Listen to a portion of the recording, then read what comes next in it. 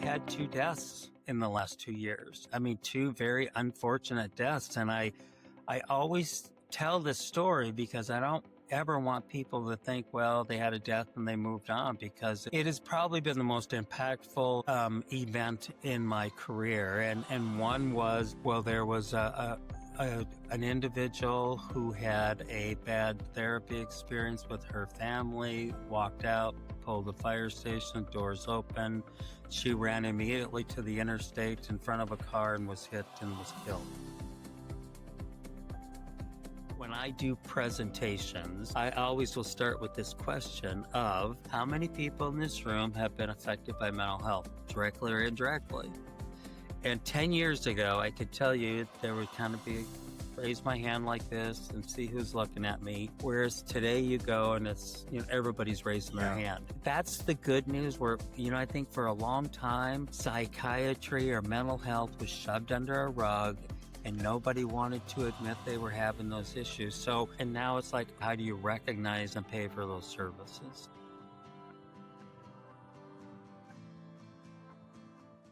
Welcome to the Brainwaves podcast by Opus, where we sit down with industry leaders to unpack their journeys, explore key challenges, and talk about how they're shaping the future of behavioral health and healthcare technology. I'm your host, Sean Rickenbacker. Today, we're joined by Craig Aasved, CEO of Shodair Children's Hospital in Montana. Craig's career spans 40 years in rural healthcare and the last decade building a statewide continuum for youth mental health. We'll talk about how to balance growth with quality, why prevention belongs in schools and communities, and what it takes to keep momentum going after a child leaves inpatient care. Craig, again, thanks so much for being on the show today. To kick us off, what convinced you that Shodair needed to move from a hospital-first model to a true continuum of care across inpatient, outpatient, and schools? Yeah, I think what really convinced me was during my first few months here, I experienced, or my daughters experienced, a classmate who had committed suicide. And so the thought process, watching them and how disruptive it became in their life, it was like, okay, there's a preventative side to mental health, but then there's an aftercare after you're admitted to a children's psychiatric hospital. So it was really, how do you build a continuum that's more than just inpatient? So that's really what it stemmed from, Sean, is just, unfortunately, a suicide. Thank you. Thank you for sharing. I know that's a tough subject, but I appreciate the insight into that, and of course, Shodair. Remind me your background. I know that you've worked at Shodair for a good portion of time, and tell me more about your experience there so far. Yeah, so I've been at Shodair for 10 years. And my story of how I ended up here, which I think is worth sharing, is that my background has been primarily in rural acute care hospitals. And then I was at a larger tertiary hospital in Montana. Then this job opened up, and it was really, I was leery of it, to really be honest with you and everybody else, is that, it was okay, a children's psychiatric hospital, and what does that really mean, and understanding that.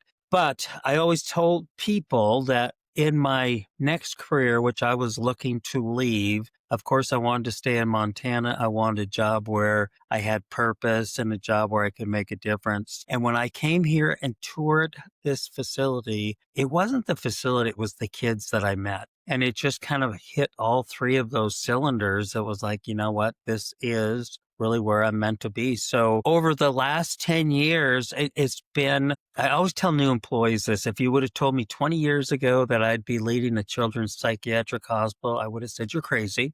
And now here I am today, and I wish I would have found this space earlier, because it's clearly been the most purposeful job I've had. So if you go back to 10 years ago, Shodair was a inpatient and residential facility. That's what we were. And then we have this genetics program. And of course, I'm coming from the acute care space where everything was outpatient and less was inpatient. So it was like, okay, how do we build this continuum of care? So it was, how do we start our own outpatient services, which we have done. And we not only opened a clinic here in Helena, but we've opened 2 others in the state, and frankly could put a clinic in every town in Montana. Yeah. And then we have our own in-house school. So when kids are here receiving treatment, they're continuing their education. But more importantly, it was how do we get involved in the school system? So we are in 6 schools right now today. So what does that mean? We have our own teachers, our therapists that are actually in our own classrooms within school systems. And why is that important? Because that is where, I really think these kids show up,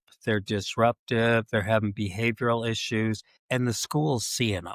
Yeah. They're the ones seeing them. So the earlier we can intervene in that process, the better. So if that is through our school program, through our outpatient program, or if they have to be admitted, then that's another option. So it starts to build this continuum of, and then finally, as you might imagine, in Montana, a very rural state. So when kids get treatment here and they discharge, a lot of times they go to communities that don't have any services. So we have really beefed up a telemedicine program, for lack Mhm. of better words, that when kids are discharged, most of them are still utilizing our outpatient services program, either in person, but a lot of them are doing it remotely. Absolutely. And I talk with a lot of mental health, behavioral health organizations. And as you mentioned, we have to have that continuum of care between the inpatient, outpatient, and then when they are discharged to telemedicine. How does Shodair handle those warm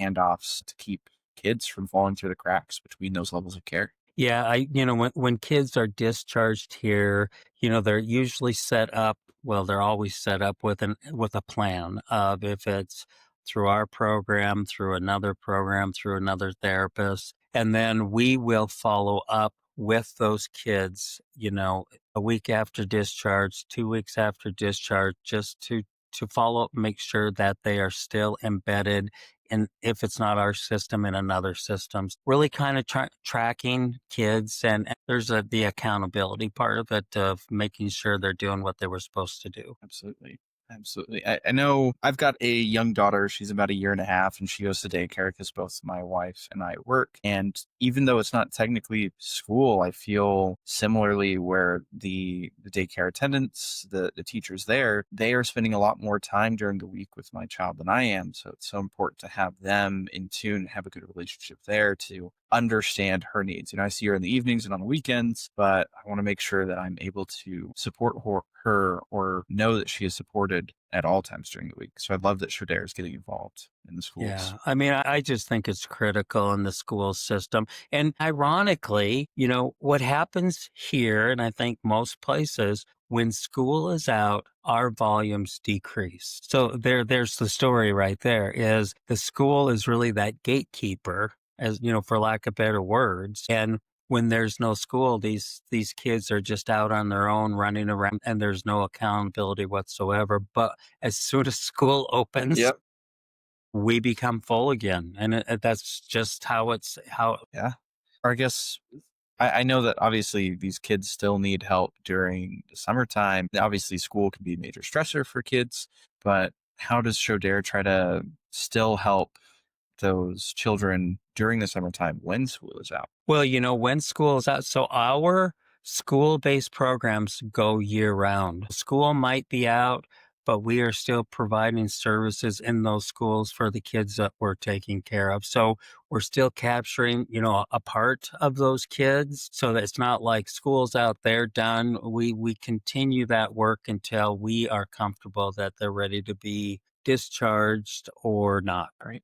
Great. And it's good to hear that, they still get that care on that schedule. Yeah, and you know what? So here's another thing about Shodair that's interesting, and it will tie to the school program. So last year, and this will speak to our reach. So Shodair's based in Helena, but we Mhm. saw kids from every county in Montana last year. So that's the magnitude of Shodair. And when I talk about our school-based program, we have a discussion tomorrow with a foundation of taking our school-based program and really expanding it across the state to start providing those services into the much more rural communities that don't have access. So that's our next strategy, or really providing more access to kids. That's awesome. I know you'd mentioned Shodair expanded a couple more locations. What cities in Montana or towns are those in? Yeah, so today we are in Butte, Montana, which is, Butte's probably 70 miles from Helena, and then we're in Great Falls, Montana. That's about 85 miles from here. And like I said, in my travels, we get calls all the time of, would you be willing to set up a clinic in our community? And, you'd love to. Yep. The problem is this whole staffing issue is where do you find the staff and how do you do it effectively? Absolutely. I'm curious, Craig, I know you said that you came from like a more rural acute care, now working at this children's behavioral health hospital. What did you learn in rural acute care that you feel applies very well in your current role at Shodair? Yeah, you know what? It's interesting because the services you're providing are different for the most part. However, most kids that have mental health issues that are really in crisis are coming into the emergency rooms of all hospitals. And most hospitals aren't equipped to take care of those kids, nor is it the right place for kids in crisis to show up to.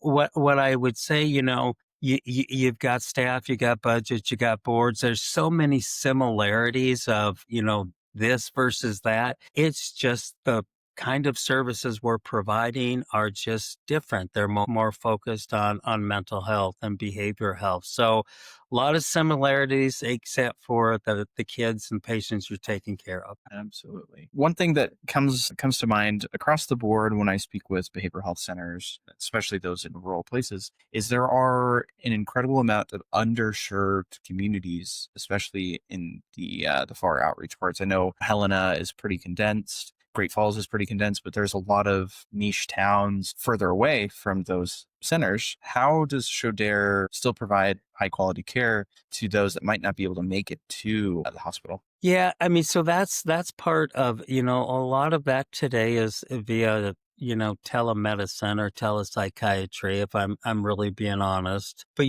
we continually looking at a map of where we can expand and place other clinics that makes it more accessible. So families aren't having to drive 5 hours to get services. So if we can get somewhat closer to them in a more regionalized approach, that's what we're trying to do. It's just, you go back to the COVID days and the staffing and finding the staff. So that always becomes, it's not the excuse, it's the barrier is finding the right people that will go. I mean, we have a hard time here. And then you think about those true small rural communities of recruiting people there. So I think it's going to really take some real creative thinking of how we expand into those rural or frontier markets. The other thing, Sean, I tell you, is there's another um, entity in the state called Montana Pediatrics, and they've created this model where they're providing after hours pediatric care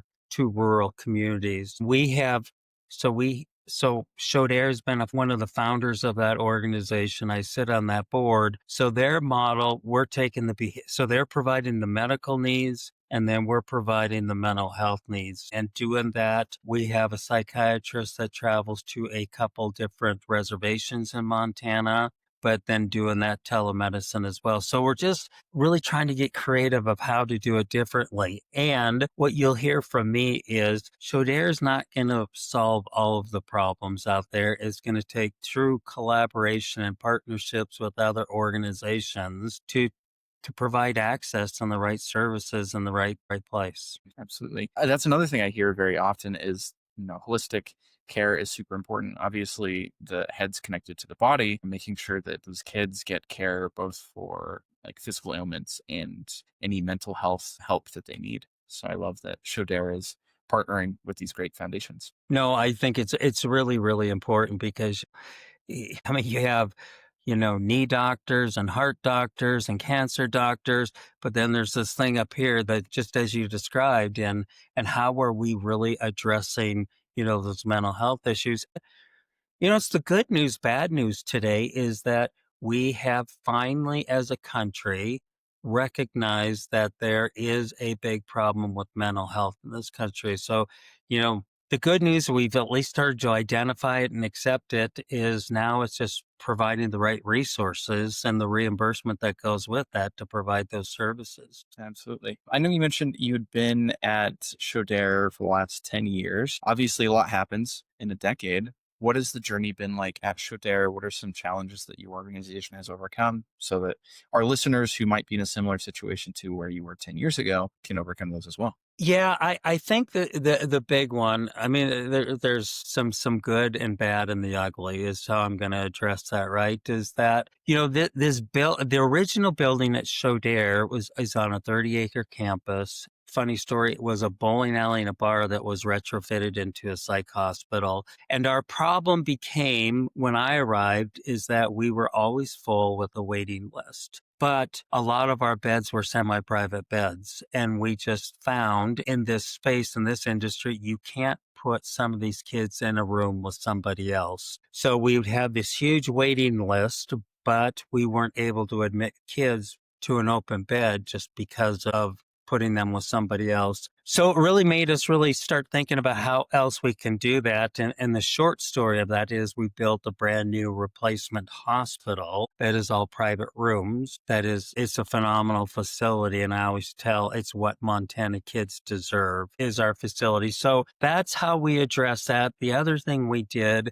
we have our outpatient department that was in the basement, and we just wanted to give them their own storefront where you didn't have to come into a psych hospital to receive services. So then we built another freestanding building that houses our outpatient and our genetics program. And then I think some of the other things, Sean, and here's the ugly, is that we've had 2 deaths in the last 2 years. I mean, 2 very unfortunate deaths. And I always tell this story because I don't ever want people to think, well, they had a death and they moved on, because it has probably been the most impactful event in my career. And one was, and there's a story behind this, is that we had our fire pole stations out in the hallways. So when you would pull a fire alarm or when a kid would do it, all the doors open. Mhm. And that was a request, our fire marshal. I mean, of course, you have to have, those kind of things in a building. We wanted to relocate those pole stations and we were denied. Well, there was an individual who had a bad therapy experience with her family, walked out, pulled the fire station, doors open. She ran immediately to the interstate in front of a car and was hit and was killed. And there's lots of components to that story, but it's real. I mean, it's Yeah. very real in this business of kids don't want to be here for the most part. They're always looking for ways to elope, as we call it. And those are kind of the outcomes of that. So fast forward to today, I mean, our new building, I think, has become a very secure building where we took all of those things into account. So that was, and then we had another very unfortunate death. And I don't like to, it's like somebody would say, why do you even talk about that? Because I think the audience needs to hear that's real. Yeah.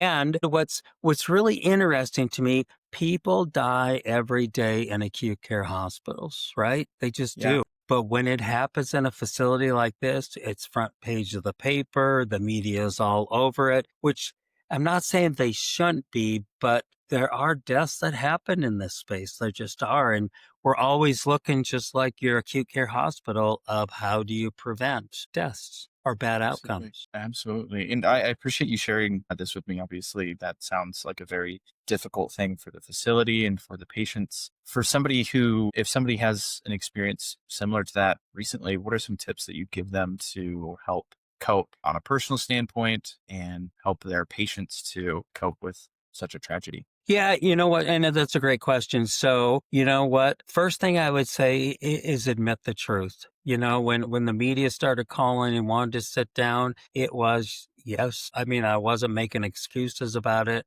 I owned it. We owned it. So that's the front end of it. I mean, to sit there and have media call and say no comment, I think is a bad mistake, because I just think it gives the community this perception you're trying to cover something up.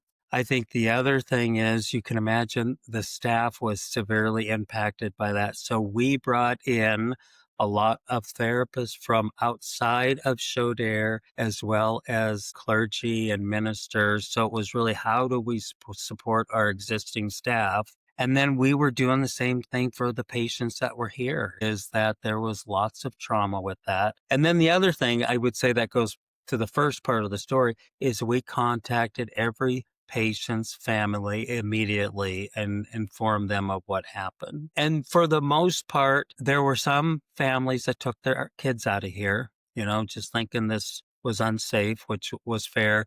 But for the most part, most kids remained here. But I think it's really being very authentic and honest about the situation and not trying to hide from it. Yeah, absolutely. It sounds like it's important to be, like you said, honest, authentic, and be mindful of the patients and their outcomes as opposed to like the business. Like you said, if somebody wants to hide it from the media, it looks bad, but it doesn't help the patients to feel secure. And especially in behavioral health, they need to feel secure. They do.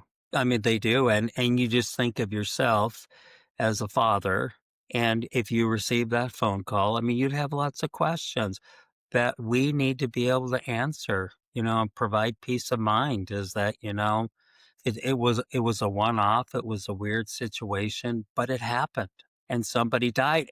The other part of that story wasn't just it's the death of that child and her family and the impact. It was the driver of the car, which presented a whole nother situation of how that traumatized impacted that person. So it was multifaceted of the impact of that single death. Absolutely. It affects not just the person who died, but their family, the people around them, the entire community as a whole. Like you said, this happens in acute care. Somebody dies, not big news, but when it happens in a place like this, it's all over the news. Every news is covered, source is covering it, and everybody in the community is affected. Yeah. So, I mean, so those would be some of the things. So there's been great things that have happened here. There's been growth and development and providing services, but then there's been the unfortunate as well. And I'll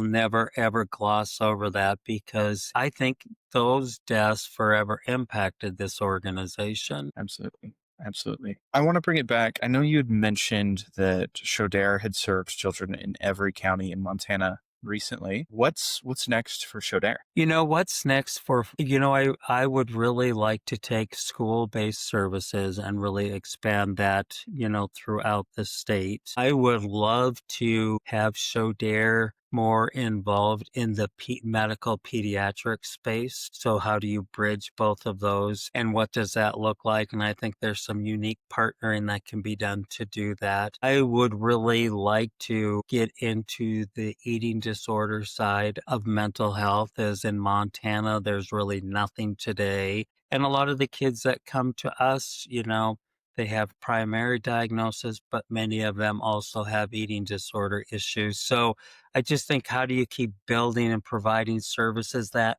people from Montana or families from Montana have to leave the state to go get? Those would be three things that I would say that are on our horizon. And you know what? I think you're always looking at, like, acute care hospitals did years ago. When I started in acute care, 80% of the patients were inpatient. And now that's done a complete flop. You're Yep. 20% are inpatient, 80. So I think we've got to really be looking at, how do we provide services that doesn't always mean you need to be admitted to a place like this. Absolutely. Like we mentioned before, it's all about getting people the care they need, making it attainable, making it available for them, Right. regardless of where they live. Yeah. The other thing is, and this is interesting, in my 10 years here, when I do presentations, I always will start with this question of, and it's that personal, intimate question of, how many people in this room have been affected by mental health, directly or indirectly? And 10 years ago, I could tell you there would kind of be, raise my hand like this and see who's looking at me. Whereas today you go and it's, everybody's raising their Yeah, hand. And so I go back to that's the good news where, I think for a long time, psychiatry or mental health was shoved under a rug and nobody wanted to admit they were having those issues. So now it's out there and now it's like, okay, how do we pay for it? And that becomes the big challenge right now is, getting, the government and the payers and all that. How do you recognize and pay for those services? absolutely. Like you said, there used to be such a stigma around mental health. And now we as a society have realized the importance of mental health and behavioral health. Now I see it across the board. A lot of things is about reimbursements with insurance, whether that be private insurance, Medicare, Medicaid, et cetera. And there's a lot of things that we as mental health providers need to navigate, especially in Yeah. the coming years. Right. And, Sean, one other thing I'll just talk about here is that probably 9 years ago, we became this sanctuary facility. So what does that mean, right? Is there's this sanctuary institute that's in New York that was developed by a psychiatrist, and it's really a trauma informed model of care. Okay. So, what does that really mean? Is when kids are coming in, instead of looking at them of what's wrong with you, it's the question is what happened to you? And it really starts to change how you start taking care of kids.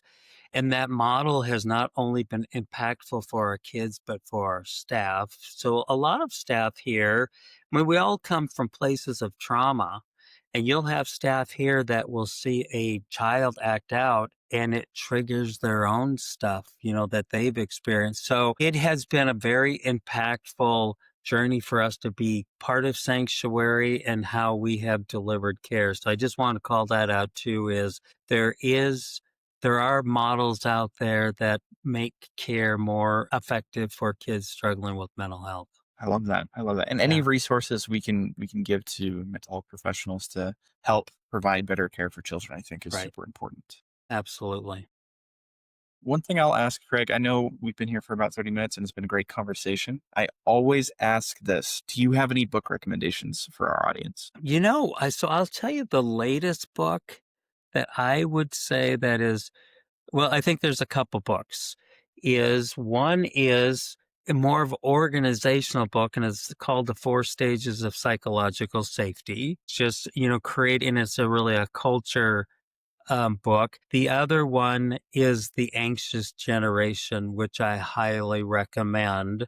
Of, you're young, Sean, I'm older, what social media has done to our world, to our kids, and all the repercussions we're going to experience as a result of that. So I would put that as the top of the list is The Anxious Generation. I love that. And I do a lot of reading and I actually recently got this recommendation, not on the podcast, but from someone else. So I'm like, all right, now I got to listen to this one. So, and as I'm raising my daughter and you've got children as well, like, yeah, there's a lot of stuff going on in the world today with social media and various different things. I think that it's important to start with the kids as far as mental health goes. Well, and you know what? It's just, I mean, I see a therapist. My kids have all seen therapists, When I grew up, I could tell you how my family viewed therapists. It wasn't positive. And I think it's just okay and it's safe. It's a safe outlet to provide your kids that might be struggling that don't want to share it with mom or dad. But I think if you provide the avenues for them to open up and talk about things, that's going to be part of how we start to solve a lot of these problems. Absolutely. Absolutely. I appreciate the recommendation. And again, Craig, I really appreciate your time. It's been a fantastic conversation. Yeah. And again, if you have any follow up questions or anything or want more information, please do not hesitate to contact me. Absolutely.